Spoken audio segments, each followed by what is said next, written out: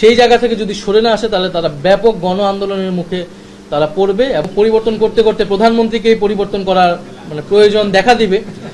ফলে আমরা আশা করব একটা কথা আপনারা হয়তো প্রশ্নে বলবেন বা বিএনপি থেকে বলা হবে যে 6 মাস কি যথেষ্ট সময় কিনে এই সরকারকে মূল্যায়ন করার জন্য, কিন্তু আমরা কিন্তু অন্তর্বর্তী সরকারকে কিন্তু তারা 3 মাসও সময় দেয় নাই সেই সময়, এবং 6 মাস যথাযথ সময় না হলেও তারা যে সফলতা প্রচার করছে সেটাও প্রচার করা উচিত নয়। তাদের দুঃখ প্রকাশ করা উচিত ছিল, ক্ষমা প্রার্থনা করা ছিল। এই যে বিদ্যুৎ গ্যাসের সংকটে সারা দেশের মানুষ ভুগছে, শিল্প কারখানা বন্ধ হয়ে যাচ্ছে, এবং তারা বলেছিল যে কনফিডেন্স, আত্মবিশ্বাস তারা দেখিয়েছিল যে তারা একটা অর্থনৈতিক ব্যবস্থাপনা আনবে এবং প্রশাসন আইন শৃঙ্খলা পরিবেশ ঠিক করবে, কোনো কিছুই কিন্তু তারা পারেনি।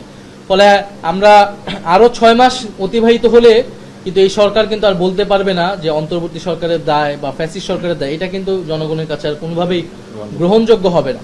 ফলে আমরা মনে করি মর্নিং শোজ দ্য ডে। আমরা এই সরকারের প্রথম 6 মাসে আমরা বুঝে গিয়েছি যে এই সরকার কিভাবে দেশ পরিচালনা করবে এবং কতটা সফলভাবে দেশ পরিচালনা করবে না ব্যর্থ হবে তারা সম্পূর্ণভাবে।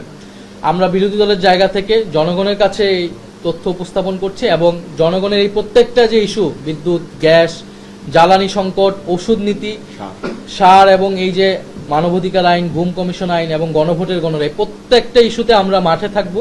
সরকার যদি এই সংকটগুলার সুরাহা না করে, সরকার যদি তার যে পুরনো রাজনীতিতে তারা প্রত্যাবর্তনের চেষ্টা করছে, তাদের প্রতিশ্রুতি থেকে সরে যে সেই জায়গা থেকে যদি সরে না আসে তাহলে তারা ব্যাপক গণ আন্দোলনের মুখে তারা পড়বে এবং জাতীয় নাগরিক পার্টি এনসিপি সেই জায়গা থেকে রাজপথে এবং সংসদে অবস্থান জারি রাখবে।